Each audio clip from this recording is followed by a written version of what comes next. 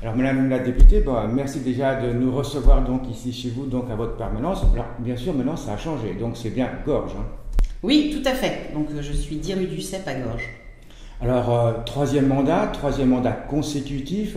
Bon, je suppose que vous êtes contente.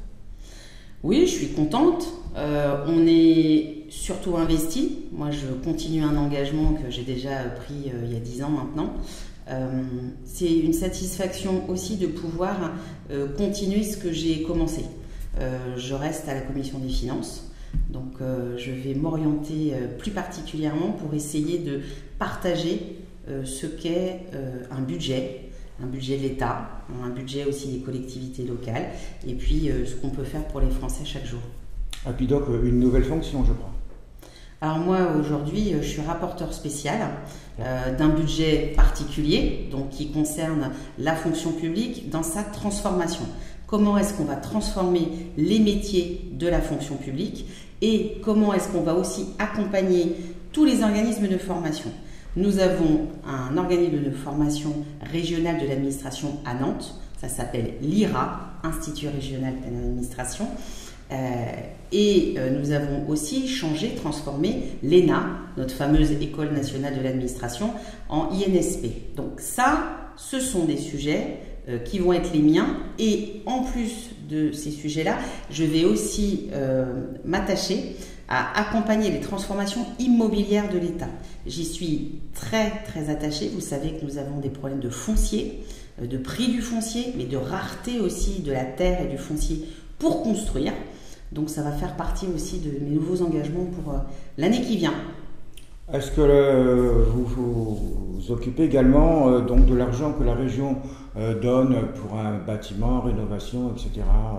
Ça rentre dans votre fonction aussi? Alors, nous, au niveau national, les décisions que nous prenons, c'est de dédier aux régions, aux départements, à toutes les collectivités locales, des enveloppes budgétaires. Elles ont une capacité à prélever certains impôts, certaines taxes, mais elles ont besoin aussi que l'État vienne les soutenir.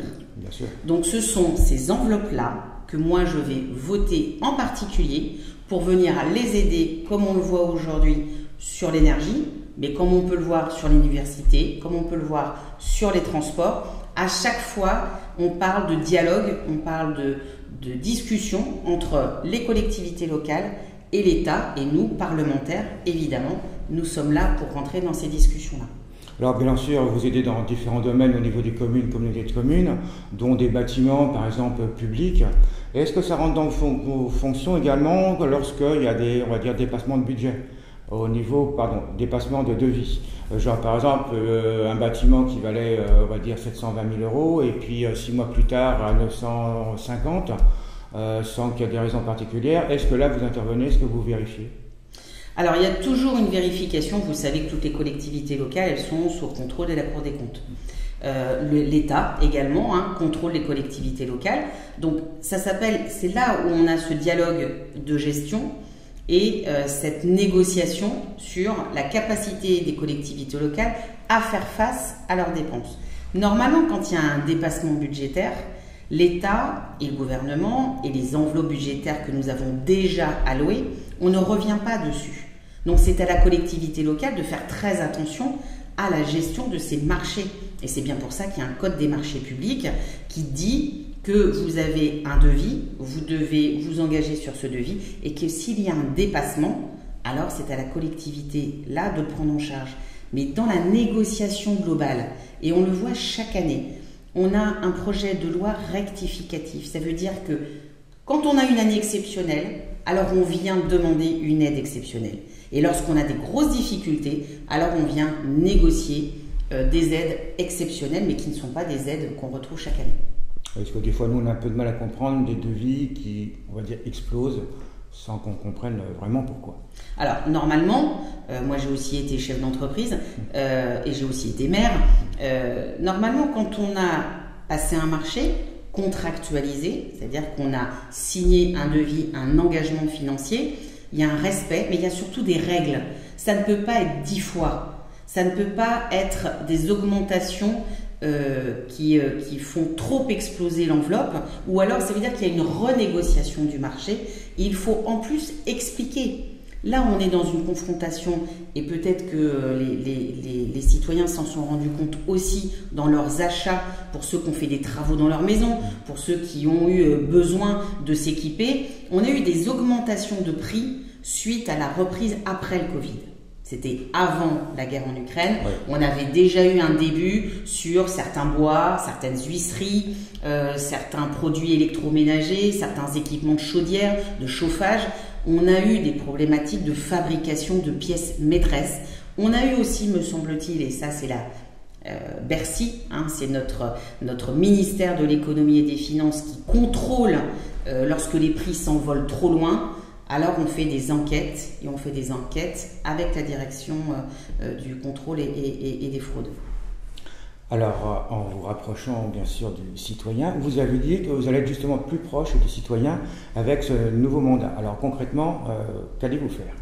Alors concrètement, j'ai déjà commencé pendant la campagne, puisque j'avais émis un résumé de mes 5 ans d'engagement. Et je pense que c'était important aussi d'écrire, ou en tout cas de formaliser sur papier ce qu'avait pu être mon activité pendant 5 ans. C'est compliqué d'expliquer ce que fait un député dans la semaine, dans le mois. C'est plus facile de le faire à l'année. Là où j'ai une difficulté, c'est comment est-ce que je rentre en contact avec les citoyens. Lors de la campagne, j'ai commencé avec mes équipes à justement prendre contact avec les citoyens en leur laissant un livret sur mon bilan, avec mes coordonnées, avec mon adresse. Et là, ça me permet aussi de pouvoir devenir ou redevenir pour certains un interlocuteur. C'est-à-dire que moi, j'ai besoin aussi que le citoyen vienne vers moi par mail, par courrier, pour qu'il puisse m'interpeller, me faire part de ses témoignages. J'ai eu des témoignages récemment, donc je vois que ça fonctionne sur des sujets qui sont des sujets d'énergie, des sujets de logement. Voilà, les gens viennent plus facilement maintenant vers moi. Je pense qu'ils ont un peu intégré aussi que j'étais leur parlementaire. Donc voilà, il y a une amélioration. Aujourd'hui, mon envie, ce que j'aimerais, c'est réussir à faire comprendre tout ce qui recoupe les budgets, l'argent. On a du mal à parler d'argent en France. Moi, j'aimerais qu'on en parle et qu'on puisse se dire justement d'où vient tout l'argent dont on parle, qu'est-ce que ça finance et pourquoi est-ce qu'il est important que chacun prenne bien en considération des montants dont on parle. Alors justement, j'aime beaucoup les transitions, donc tu dis versement d'indemnité, je crois que vous aimeriez que pour certaines personnes, ce soit à la source. Alors, là où c'est important pour moi aujourd'hui, dans tous les débats que nous avons beaucoup de mal à aider tous ceux qui ont le plus besoin et qui parfois ne demandent même pas. Ouais. En fait, notre organisation d'aide ou de soutien, on dit en France, on a un système plutôt assez juste par rapport à nos voisins, c'est-à-dire qu'on a un coussin, un amortisseur qui permet aujourd'hui de venir aider nos citoyens qui n'ont pas eu de chance, ni au départ de leur vie, ni pendant tout le déroulé de leur vie.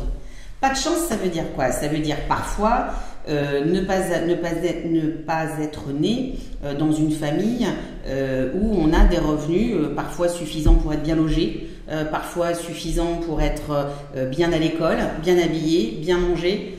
Tous ces sujets-là, en fait, sont aujourd'hui compensés par des aides, par des soutiens.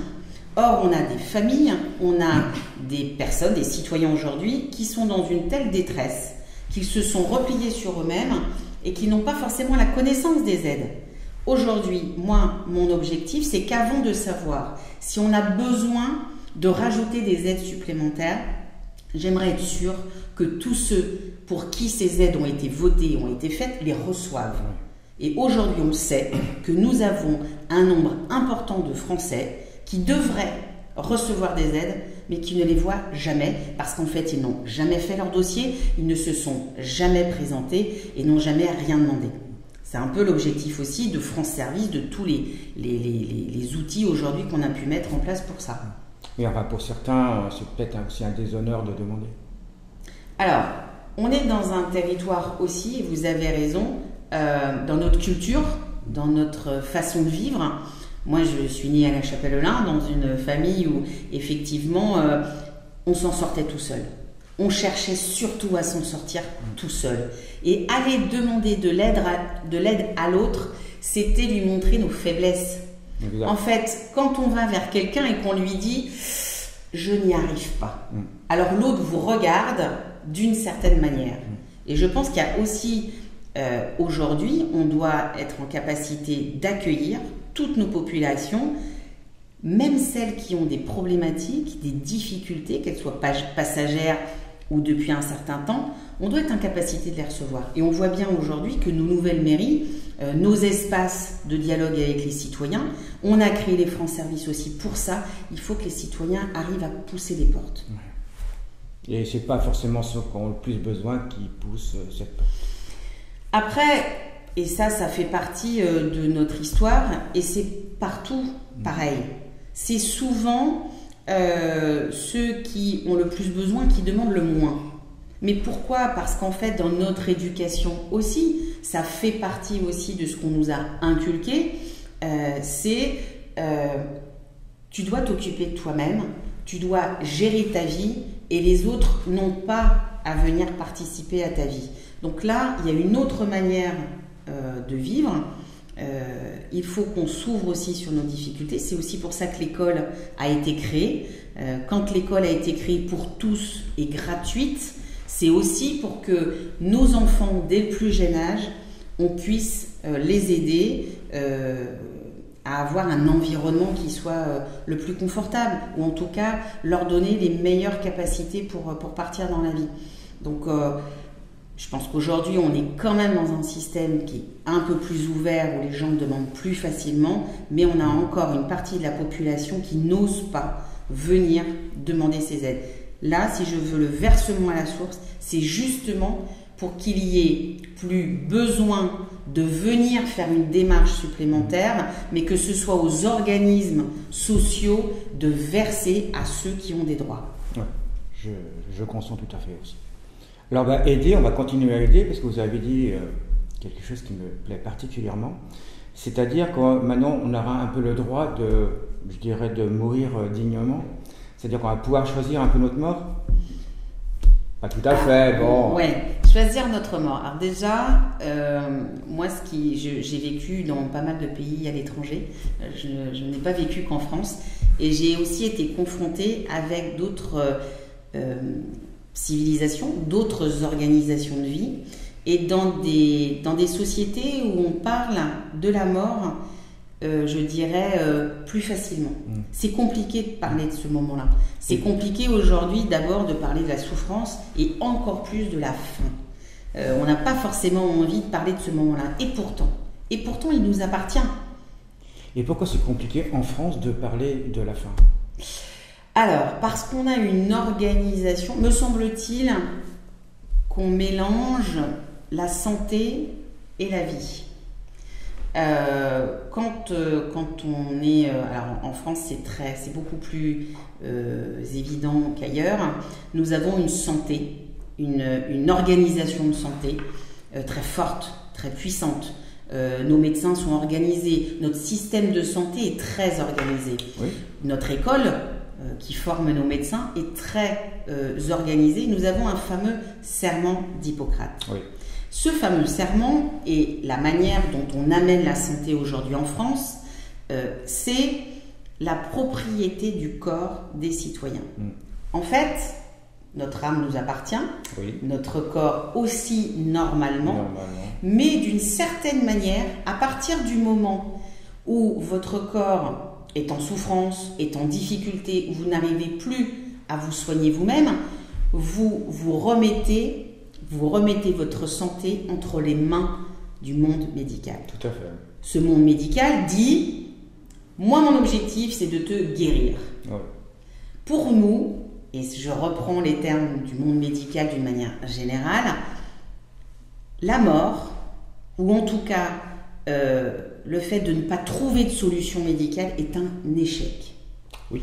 C'est-à-dire que pour ceux qui se sont formés pour nous sauver la vie, ne pas réussir à nous sauver est un échec. Oui, enfin, et on a un moment où on a du mal à parler du corps du citoyen par rapport à la médecine. Et en fait, on fait de la vie un objet de médecine. Et moi, j'aimerais qu'on ressorte de ce côté médical quelque chose qui est à nous, que moi je considère comme étant à nous, c'est-à-dire notre corps et notre âme. Oui, tout à fait. Alors concrètement, si une loi passe, notamment comme dans certains pays limitrophes à la France, comment ça va se passer concrètement? C'est-à-dire que moi je vais pouvoir choisir, je fais un genre de testament, comme quoi je ne veux pas qu'on continue à me sonder, à me donner à manger de façon artificielle. Alors ça existe déjà. Oui. Ça, aujourd'hui, il faut le savoir, ce n'est pas encore assez su. C'est une loi que nous avons votée au mandat précédent, il y a 2 mandats déjà, la loi Claes-Leonetti, qui dit que chaque citoyen a la capacité aujourd'hui de déposer des directives anticipées. Vous allez chez votre médecin généraliste, vous allez chez un notaire, vous avez un site internet pour rentrer vos directives anticipées. Ces directives anticipées, elles disent ce que vous souhaitez, ce que vous ne souhaitez pas. Or, lorsque vous avez ces directives anticipées, aujourd'hui, vous les remettez à l'équipe médicale lorsque votre vie est en jeu et que vous avez donc une décision qui doit être prise par un groupe de médecins. Mais ça ne tient, et encore, c'est-à-dire que le groupe autour de votre santé, le groupe de médecins, de praticiens, est là parce que vous connaissez une situation médicale très complexe. Là, on est rendu au bout lorsque vous n'avez plus vos capacités de parole, de discernement, et que vous êtes déjà rendu très très loin. Et quand il n'y a pas de possibilité de retour. Voilà, c'est-à-dire là, quand plus personne ne peut parler pour vous, alors on sait que vous avez écrit des directives anticipées. Et là, ça peut participer aussi à ce que le groupe de médecins autour de vous puisse prendre une décision, c'est-à-dire on arrête les traitements et on accompagne à la fin de vie. C'est là où nous avons un problème. C'est-à-dire c'est à partir de ce moment-là. Là, vous comparez. Et par rapport au sujet de la fin de vie, il y a plein de fins de vie en fait. Oui, tout à fait. Il y a des fins de vie qui sont des fins de vie en conscience, oui. C'est-à-dire je sais que ma maladie est incurable, aujourd'hui la médecine ne peut plus rien pour moi, je décide que je veux partir. Oui. Ça, là c'est compliqué. Nous en France, nous avons un problème à ce moment-là. C'est-à-dire quand nous sommes encore sains de corps et d'esprit, ou en tout cas quand nous avons toute notre tête. Oui. Et c'est là où on a plein de témoignages de personnes qui préfèrent aller à l'étranger, oui. Parce qu'en fait il y a un autre accompagnement. Donc, et c'est cet accompagnement que là, vous voudriez mettre en France aujourd'hui. Un style comme ça, alors, aujourd'hui, moi ce que j'aimerais surtout, c'est que on ait un vrai débat sur notre fin de vie, quelle qu'elle soit, ouais. À tous les moments. Quelle que soit la situation, moi j'aimerais aujourd'hui qu'en France, on se dise que notre vie nous appartient à nos citoyens. Et là déjà, nous ne sommes pas d'accord. Ouais. Et là déjà, nous n'arrivons pas à avoir un accord sur ce sujet-là. On parle de la fin de vie, c'est-à-dire les derniers moments, les dernières heures, quand vous êtes déjà parti ou prêt à partir. Ça commence avant. Ça commence avant, on doit en parler autrement. Et c'est vrai qu'aujourd'hui, on a aussi un autre sujet, moi, qui me tient à cœur. C'est d'abord une fin de vie digne pour toutes et tous, qu'on ait les moyens ou qu'on n'ait pas les moyens. Aujourd'hui, n'importe quel citoyen devrait pouvoir mourir dignement en France. Et la deuxième et l'autre sujet, c'est partout en France. Aujourd'hui, moi, j'ai échangé avec des lieux de soins palliatifs ou des lieux d'accompagnement de fin de vie. On a une inégalité en fait dans tous nos territoires. La France, c'est 101 départements. Il n'y a pas 101 départements pareils sur la fin de vie. Et ça pose un vrai problème d'égalité des chances et d'égalité aussi du respect et de l'accompagnement. Pourquoi on devrait mieux mourir, je ne sais pas, dans un coin en France plutôt qu'ailleurs? Donc ça pose un autre problème et c'est vrai que ça fait partie des enjeux. C'est mon sujet, je sais que ça va être compliqué. Je me suis fixé le mandat pour y arriver. Là, on me dit on est en train d'en parler. De là à dire qu'on va réussir à trouver des solutions tout de suite, je ne sais pas. Moi, je veux avancer. Je ne veux pas rester dans la situation dans laquelle nous sommes. Aujourd'hui, je pense qu'on doit bouger, on doit avancer. Je ne dis pas non plus qu'il y aura un grand coup de baguette magique et qu'on va tout réussir, mais j'aimerais au moins que ce sujet-là, on se l'approprie. Oui, il faut qu'on se parle de notre fin de vie. J'espère que ça va avancer. Vous pourrez peut-être faire un appel aux citoyens Oui, avec des témoignages. Alors là, d'une manière générale, tous les sujets qui m'importent aujourd'hui, j'en ai parlé pendant la campagne et je vous dis, c'est aussi pour ça que j'avais fait la campagne avec ce petit livret pour donner un maximum de mes coordonnées aussi et appeler aussi les citoyens à venir vers moi. Surtout les sujets fondamentaux, ceux que nous sommes en train de voir aujourd'hui. J'ai des témoignages, je vous l'ai dit, il y a déjà des citoyens qui ont pris l'habitude, ou en tout cas qui se sont manifestés sur plein de sujets différents. Celui-là aussi. Donc moi, j'ai besoin aussi de vous, des citoyens, pour qu'ils viennent témoigner et pourquoi pas m'apporter des idées, des solutions et on verra si effectivement on peut soit et pourquoi pas organiser des colloques, avoir des échanges ici en circonscription et faire venir peut-être des experts, des gens qui vont venir nous aider aussi à réfléchir. Aujourd'hui, j'ai pas de solution magique, mais c'est vrai que c'est important aussi que les citoyens puissent participer. Alors on va changer complètement. Autre solution qui serait bien qui devienne magique, c'est un problème, c'est l'inflation, quoi. On arrive à 6,2% depuis le début de l'année. Je ne parle pas du diesel, de l'essence qui explose. L'État nous fait un petit geste en nous donnant 20 centimes. On sait quand même qu'il y a 75% de taxes sur l'essence, donc on pourrait peut-être faire mieux. Je ne sais pas si c'était possible. Parce que c'est quand même beaucoup. C'est un des produits avec le tabac qui est le plus taxé. Donc je ne sais pas s'il y a une possibilité là aussi de le faire peut-être baisser et non augmenter. Je ne sais pas si c'est possible. Alors, sur les équilibres budgétaires, c'est toujours très compliqué. Si vous enlevez d'un côté, vous allez en remettre ailleurs. C'est-à-dire c'est pour ça que je voudrais justement qu'on puisse avoir des vrais débats budgétaires avec justement ces équilibres. Et d'abord savoir ce que ça finance. Quand on prend des taxes à un endroit, c'est pour financer autre chose. C'est ça. Ce sont des vases qui communiquent. Vous avez des budgets qui à un endroit, on prend, à un endroit, on redonne. Oui, on connaît bien. Donc, forcément, et vous voyez bien que les équilibres, à un moment, il faut trouver les meilleurs équilibres. Là où c'est compliqué aujourd'hui, pour moi, ce sont les aides ciblées. Moi, je préfère cibler les aides à ceux qui en ont le plus besoin, plutôt que de faire des aides globales, c'est-à-dire le prix de l'essence, pour tout le monde. C'est-à-dire que là, vous faites porter l'effort de la nation, c'est-à-dire vous enlevez des taxes qui financent autre chose, et en fait, tout le monde y a le droit. Donc que vous soyez pauvre, riche, que vous soyez un gros rouleur, petit rouleur, qui que vous soyez, quand vous baissez le prix de l'essence, vous le baissez pour tout le monde. Tout à fait. Vous ne faites pas à l'entrée, est-ce que toi tu roules en ça, est-ce que toi tu roules en autre chose? Non, c'est tout le monde est concerné.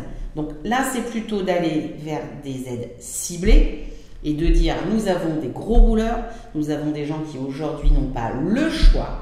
C'est pas un choix, c'est prendre sa voiture le matin pour aller travailler, pour aller travailler notamment, mais pour aller en rendez-vous médical, pour faire plein de choses.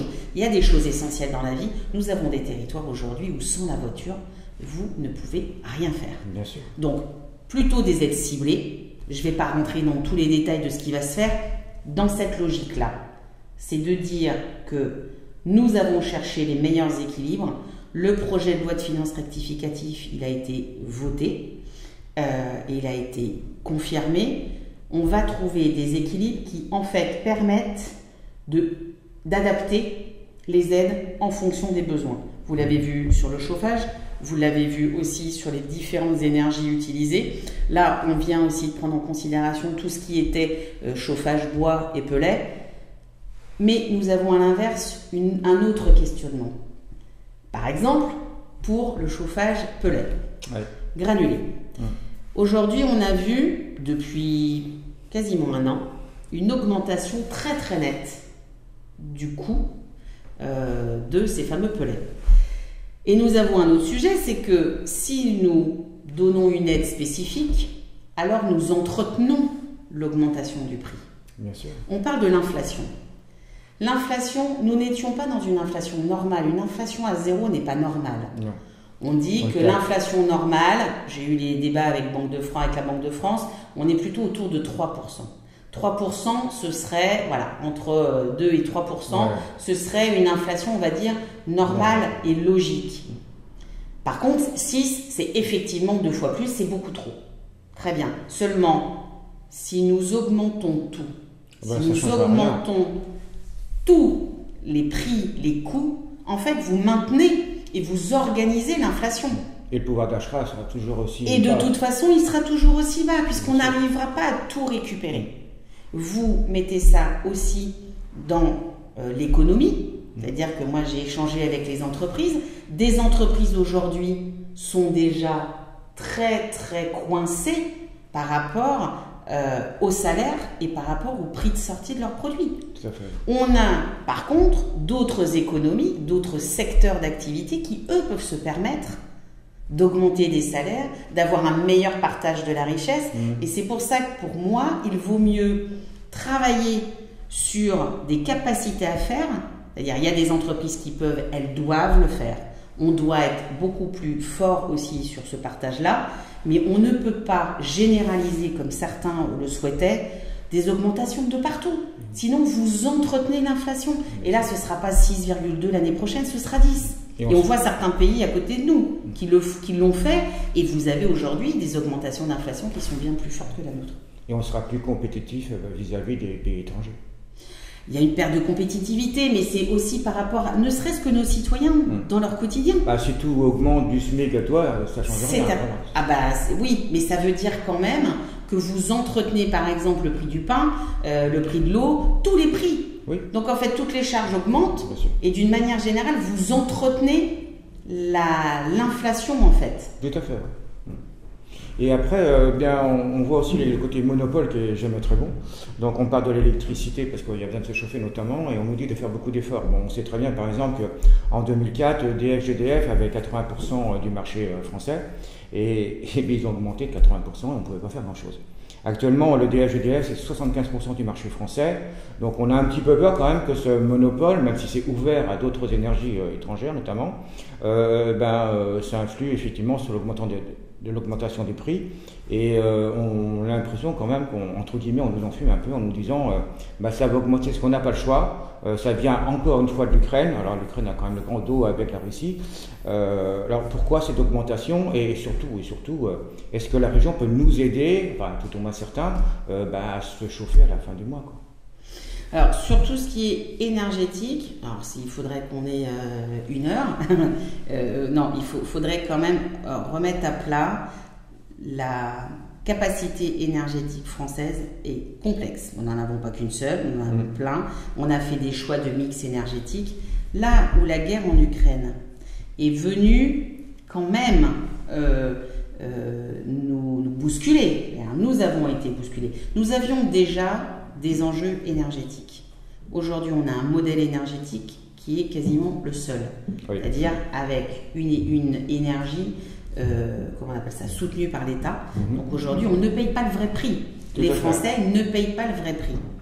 Par contre, dans notre réflexion et par rapport au conflit ukrainien, ça nous a alertés sur notre capacité à parler énergie au niveau européen. Pourquoi au niveau européen et pourquoi pas que franco-français qu'entre nous?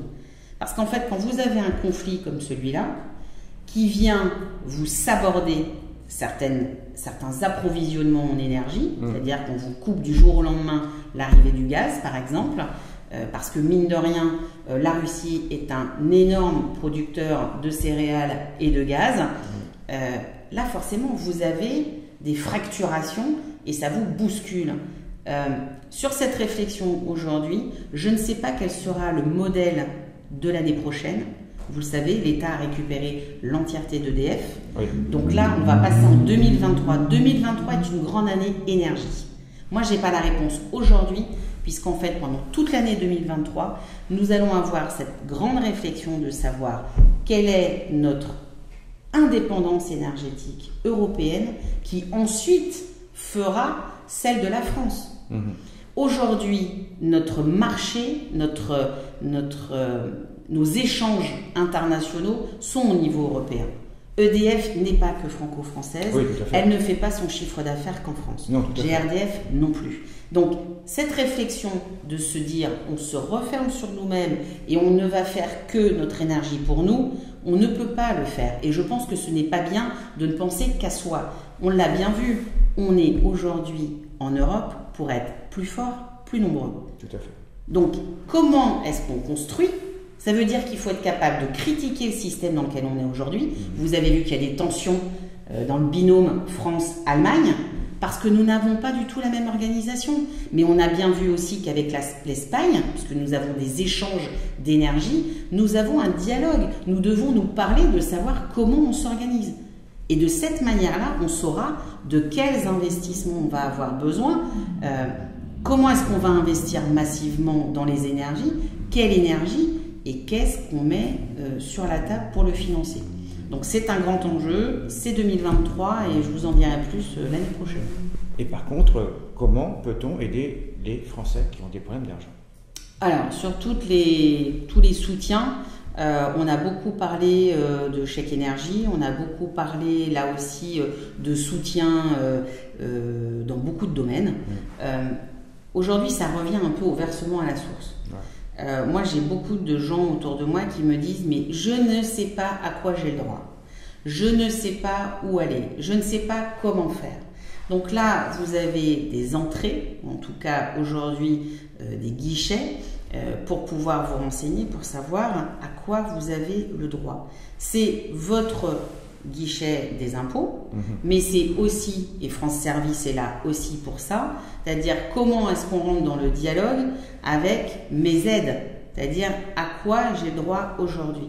Et vous l'avez vu dans toutes nos décisions budgétaires, tout ce qu'on a pu passer comme temps sur nos décisions budgétaires, on a soit enlevé ou comment dirais-je, amoindri certaines charges, ou alors on a augmenté certains versements. Donc c'est comme ça qu'on a essayé d'aider les Français, c'est-à-dire ceux qui étaient déjà connus dans les familles, qui étaient déjà soutenus, on a augmenté les soutiens, et pour certains qui payaient des charges, on a diminué leurs charges. Vous voyez l'équilibre qu'on a essayé de trouver. Pour certains, diminuer le coût et pour d'autres, augmenter les soutiens. Donc c'est de cette manière-là, d'une manière générale, pour ceux qui aujourd'hui aimeraient ou n'ont pas encore compris ou n'ont pas encore saisi les aides auxquelles ils pourraient avoir le droit, vous avez les espaces France Service, on en a sur notre territoire, mais vous avez aussi juste vos centres des impôts et vous avez aussi vos mairies, vous avez des différents sites Internet qui sont aujourd'hui à votre disposition pour vous accompagner. Donc la région ne nous laissera pas tomber. Alors la région, le département, les collectivités, oui. à chaque niveau et chacun en fonction de ses compétences aussi. C'est-à-dire que suivant les décisions qu'ils prennent et suivant les actions budgétaires, vous verrez les différents échelons avoir des aides. C'est sur la cantine, c'est sur les transports, c'est sur les écoles, c'est sur voilà, c'est à chacun à son niveau de venir soutenir et de soutenir aussi les entreprises, puisqu'en fait c'est aussi elles qui peuvent maintenir les gens dans leur salaire et dans leur emploi. Bien sûr. Voilà. Merci beaucoup. Merci d'être venu.